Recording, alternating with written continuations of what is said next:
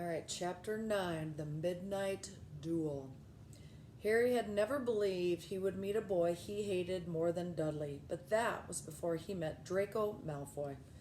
Still, first-year Gryffindors only had potions with that Slytherins, so they didn't have to put up with Malfoy much, or at least they didn't until they spotted a notice pinned up in the Gryffindor common room that made them all groan. Flying lessons would be starting on Thursday. The Gryffindor and Slytherin would be learning together. Typical, said Harry darkly. Just what I always wanted, to make a fool of myself on a broomstick in front of Malfoy. He had been looking forward to learning to fly more than anything else. You don't know that you'll make a fool of yourself, said Ron reasonably. Anyway, I know Malfoy's always going on about how good he is at Quidditch, but I bet that's all talk. Malfoy certainly did talk about flying a lot. He complained loudly about first years never getting on the house Quidditch teams and told long, boastful stories that always seemed to end with him narrowly escaping muggles in helicopters. He wasn't the only one, though.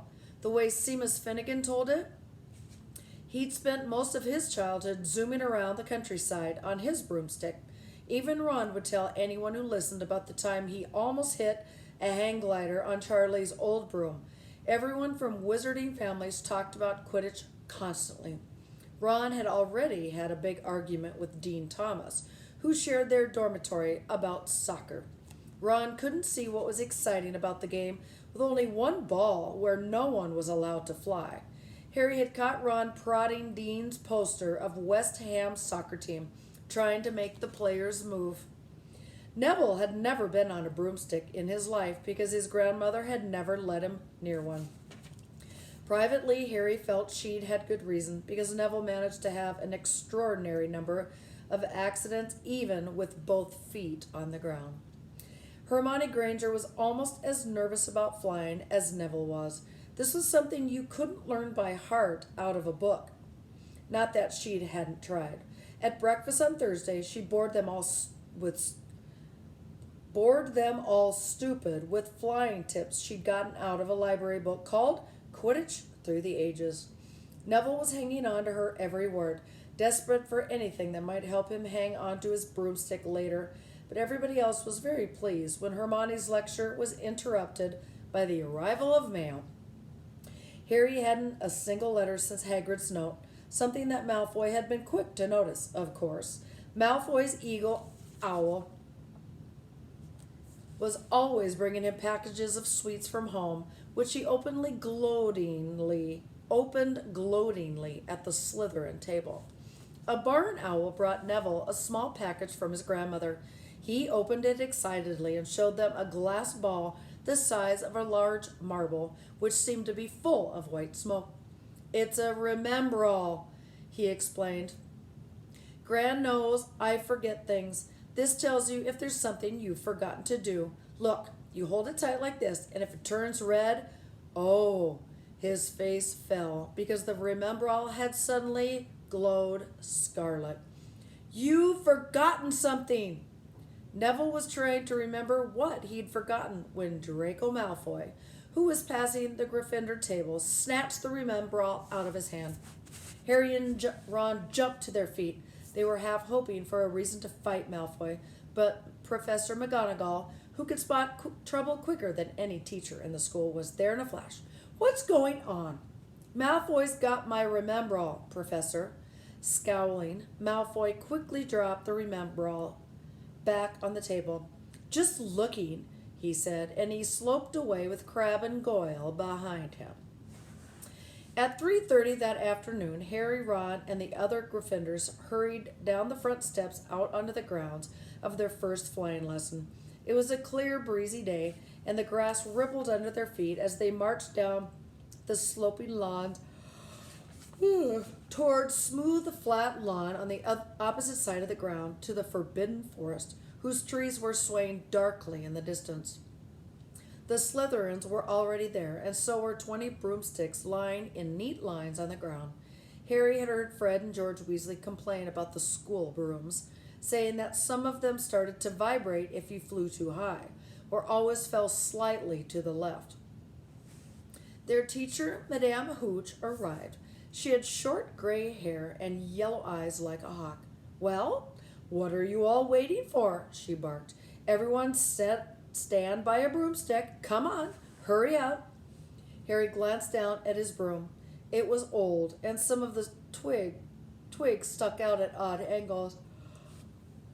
"Ugh. Stick out your right hand over your broom," called Madame Hooch at the front, "and say, 'Up!'" "Up!" everyone had shouted. Harry's broom jumped into his hand at once, but it was one of the few that did. Hermione Granger's had simply rolled over on the ground, and Neville's didn't move at all. Perhaps brooms, like horses, could tell when you were afraid, thought Harry. There was a quaver in Neville's voice that said only too clearly that he wanted to keep his feet on the ground. Madame Hooch then showed them how to mount their brooms without sliding off the end, and walked up and down the rows, correcting their grips. Harry and Ron were delighted when she told Malfoy he'd been doing it wrong for years. "Now, when I blow my whistle, you kick off the ground hard," said Madame Hooch.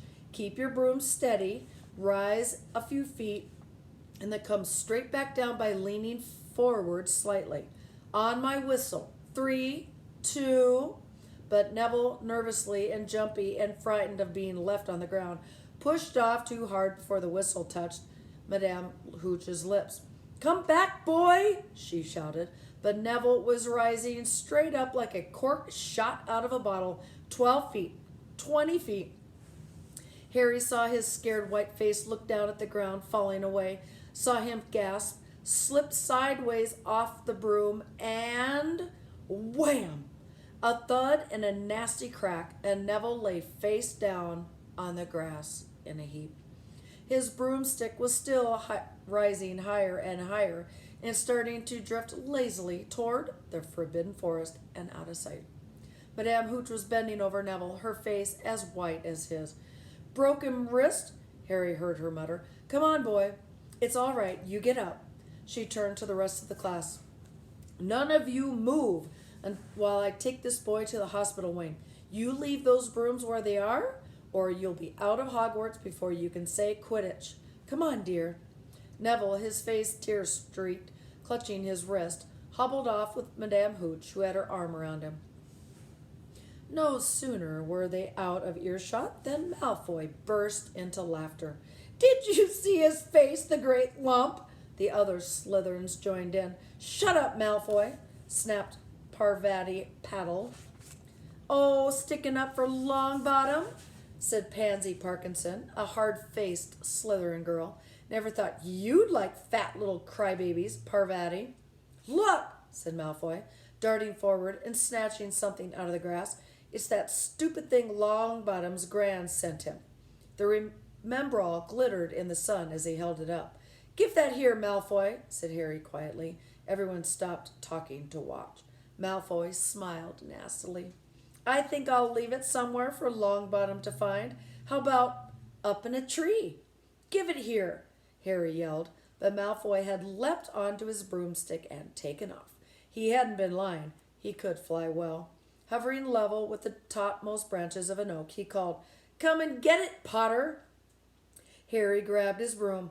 "No!" shouted Hermione Granger. "Madame Hooch told us not to move. You'll get us all into trouble." Harry ignored her. Blood was pounding in his ears. He mounted the broom and kicked hard against the ground, and up he soared. Air rushed through his hair, and his robes whipped out behind him. And in a rush of fierce joy, he realized he'd found something he could do without being taught. This was easy.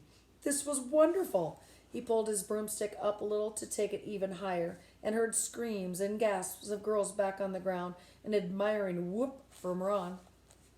He turned his broomstick sharply to face Malfoy in midair. Malfoy looked stunned. "Give it here," Harry called, "or I'll knock you off that broom." "Oh, yeah?" said Malfoy, trying to sneer, but looking worried. Harry knew somehow what to do. He leaned forward and grasped the broom tightly in both hands, and it shot toward Malfoy like a javelin. Malfoy only just got out of the way in time. Harry made a sharp about face and held the broom steady. A few people below were clapping. "No Crabbe and Goyle up here to save your neck, Malfoy," Harry called.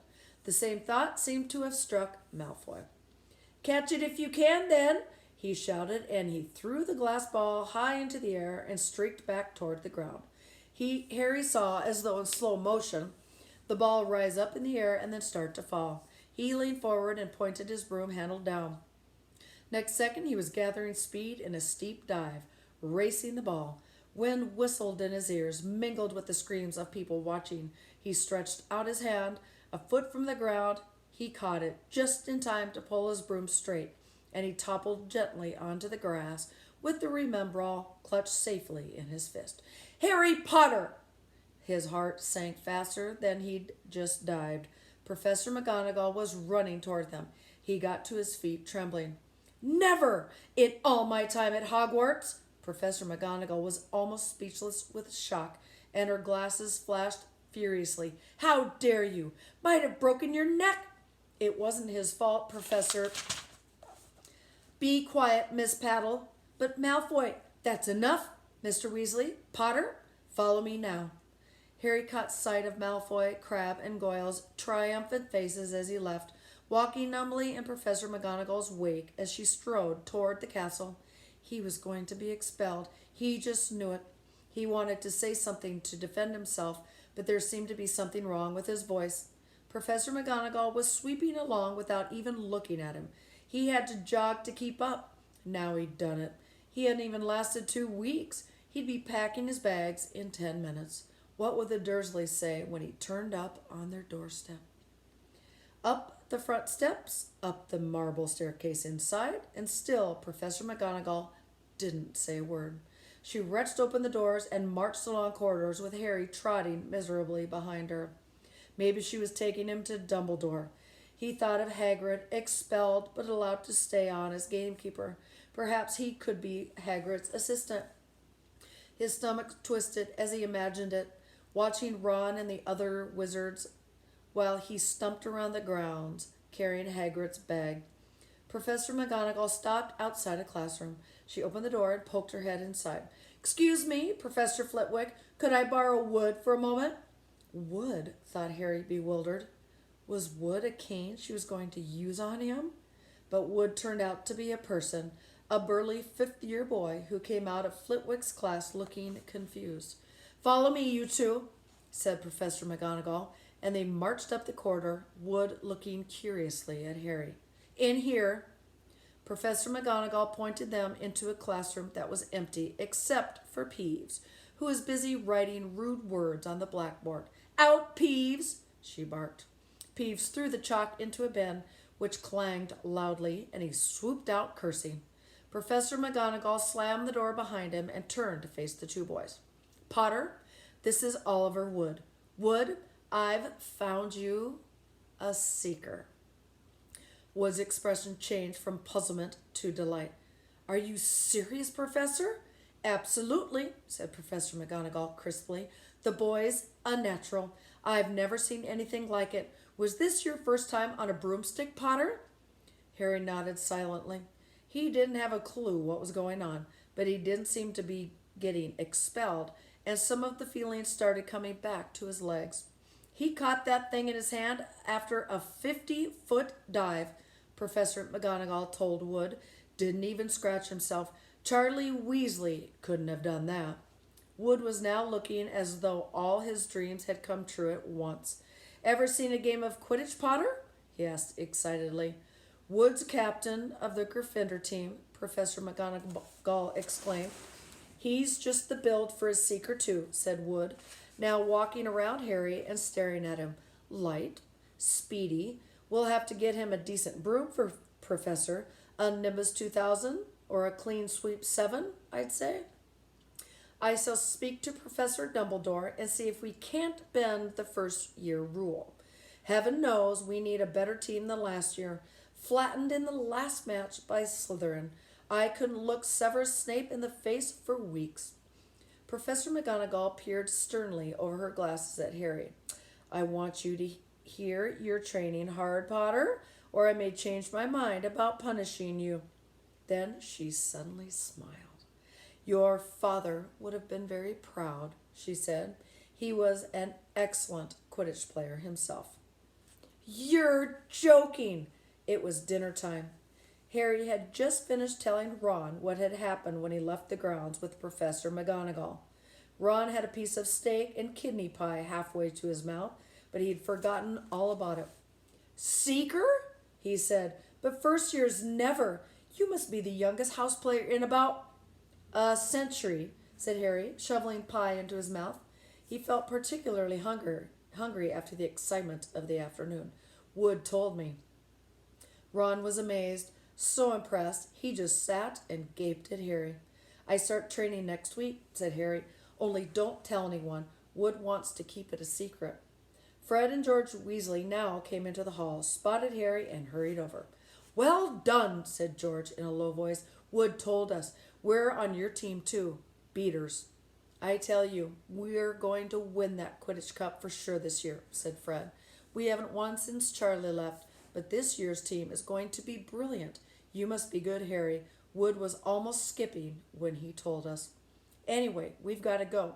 Lee Jordan reckons he found a new secret passageway out of the school.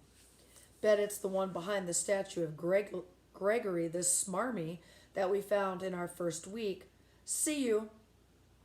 Fred and George had hardly disappeared when someone far less welcome turned up.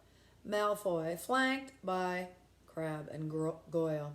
Having a last meal, Potter? When are you getting back on the train to the Muggles? You're a lot braver now that you're back on the ground and you've got your little friends with you, said Harry coolly. There was, of course, nothing at all little about Crabbe and Goyle, but as the high table was full of teachers, neither of them could do more than crack their knuckles and scowl. I'd take you on any time on my own, said Malfoy. Tonight, if you want, wizard's duel. Wands only, no contact. What's the matter? Never heard of a wizard's duel before, I suppose? Of course he has, said Ron, wheeling around. I'm his second. Who's yours? Malfoy looked at Crabbe and Goyle, sizing them up. Crabbe, he said. Midnight, all right? We'll meet you up in the trophy room. That's always unlocked. When Malfoy had gone, Ron and Harry looked at each other.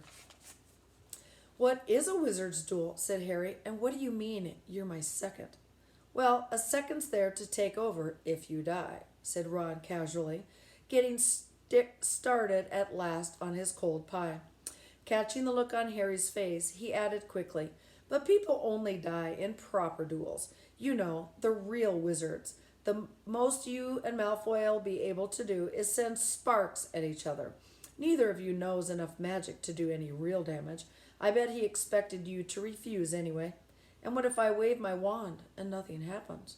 Throw it away and punch him in the nose, Ron suggested. Excuse me. They both looked up. It was Hermione Granger. Can't a person eat in peace in this place? Said Ron. Hermione ignored him and spoke to Harry.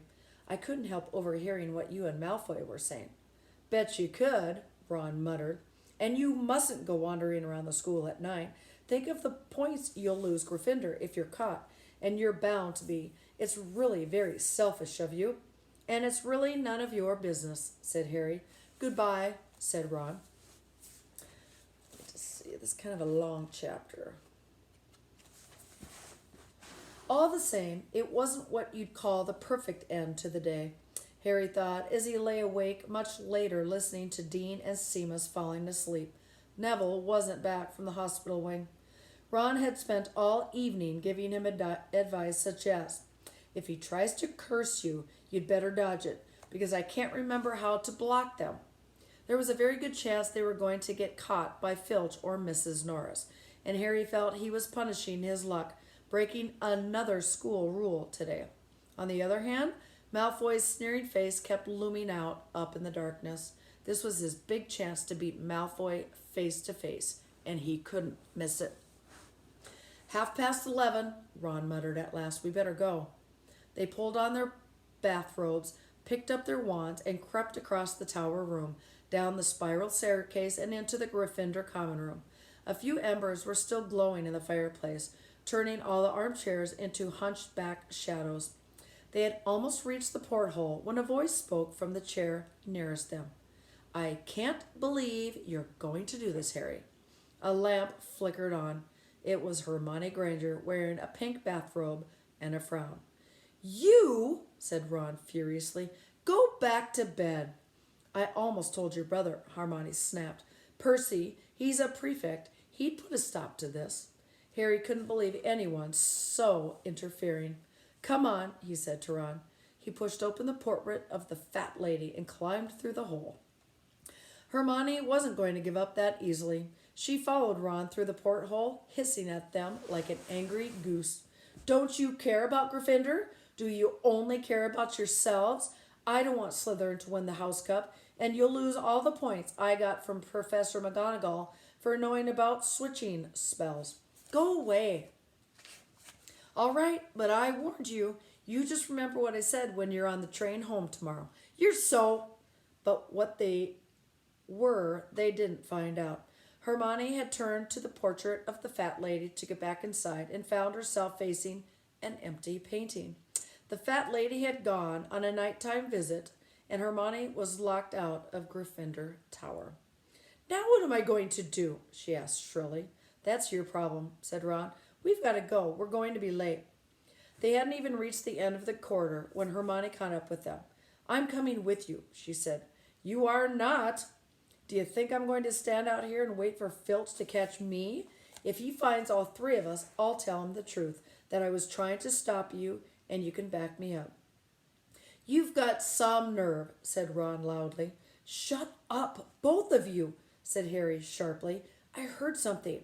It was sort of a shuffling. Mrs. Norris? Breathed Ron, squinting through the dark. It wasn't Mrs. Norris. It was Neville. He was curled up on the floor, fast asleep, but jerked suddenly awake as they crept nearer. Thank goodness you found me. I've been out here for hours. I couldn't remember the new password to get into bed. Keep your voice down, Neville. The password's pig snout. But it won't help you now. The fat lady's gone off somewhere. How's your arm? Said Harry. Fine, said Neville, showing them. Madame Pomfrey mended it in about a minute. Good. Well, look, Neville, we've got to be somewhere. We'll see you later. Don't leave me, said Neville, scrambling to his feet. I don't want to stay here alone. The Bloody Baron's been passed twice already. Ron looked at his watch and then glared furiously at Hermione and Neville. If either of you get us caught, I'll never rest until I've learned that curse of the boogies Quirrell told us about and use it on you. Hermione opened her mouth, perhaps to tell Ron exactly how to use the curse of the boogies, but Harry hissed at her to be quiet and beckoned them all forward. They flitted along corridors striped with bars of moonlight from the high windows. At every turn, Harry expected to run into Filch or Mrs. Norris, but they were lucky. They sped up a staircase to the third floor and tiptoed toward the trophy room. Malfoy and Crabbe weren't here yet. The crystal trophy cases glimmered where the moonlight caught them. Cups, shields, plates, and statues winked silver and gold in the darkness. They edged along the walls, keeping their eyes on the doors at either end of the room. Harry took out his wand in case Malfoy leapt in and started at once, and the minutes crept by. He's late. Maybe he's chickened out, Ron whispered. Then a noise in the next room made them jump. Harry had only just raised his wand when he heard someone speak, and it wasn't Malfoy. Sniff around, my sweet. They might be lurking in a corner. It was Filch speaking to Mrs. Norris. Horror-struck, Harry waved madly at the other three to follow him as quickly as possible. They scurried silently toward the door, away from Filch's voice. Neville's robes had barely whipped round the corner when they heard Filch enter the trophy room. They're in here somewhere, he heard him mutter, probably hiding. This way, Harry mouthed to the other, and petrified, they began to creep down a long gallery full of suits of armor. They could hear Filch getting nearer. Neville suddenly let out a frightened squeak and broke into a run. He tripped, grabbed Ron around the waist, and the pair of them toppled right into a suit armor. The clanging and crashing were enough to wake the whole castle. Run! Harry yelled, and the four of them sprinted down the gallery, not looking back to see whether Filch was following.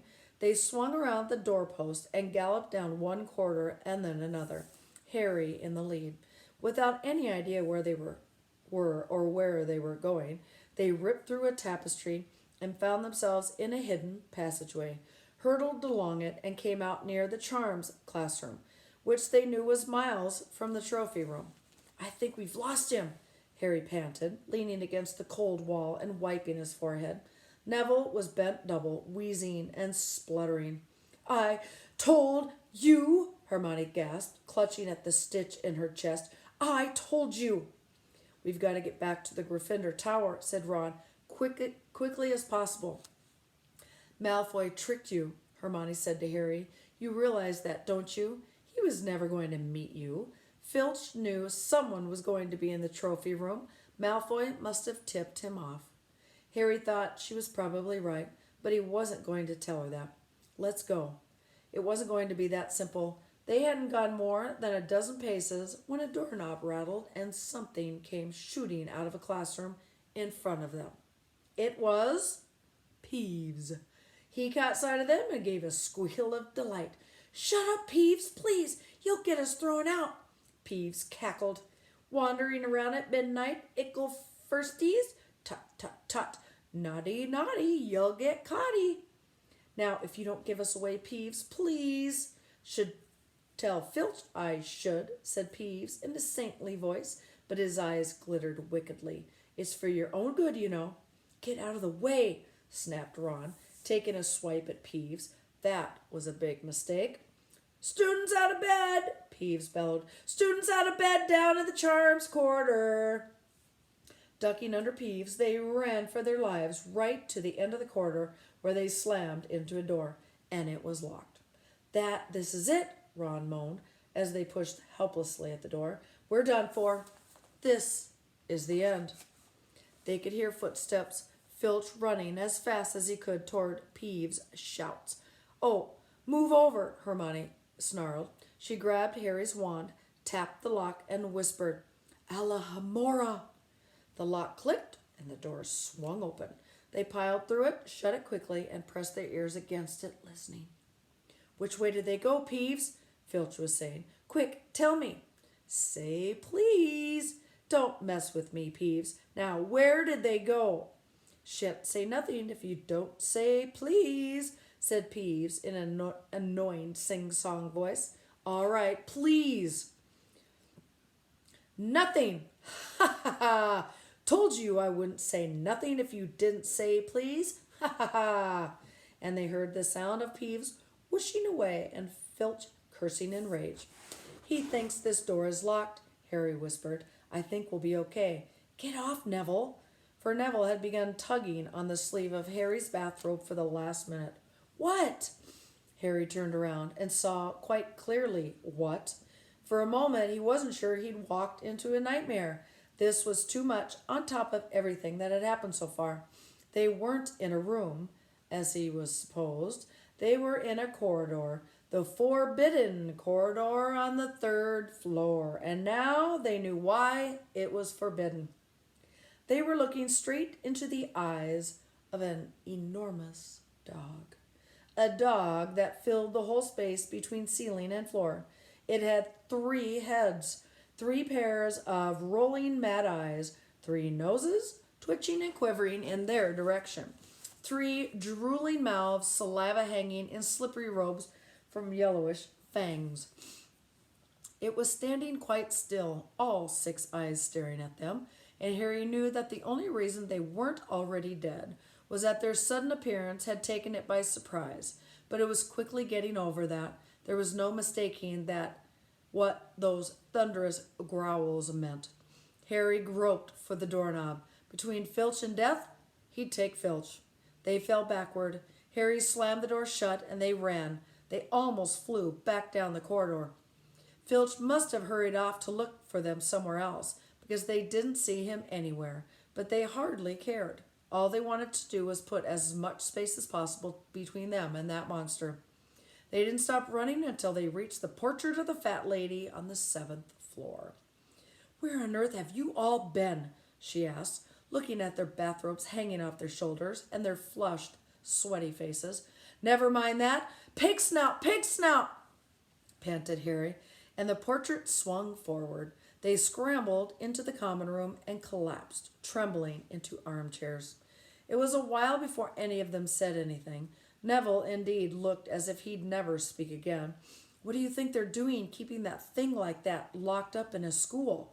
Said Ron finally. If any dog needs exercise, that one does. Hermione got both her breath and her bad temper back again.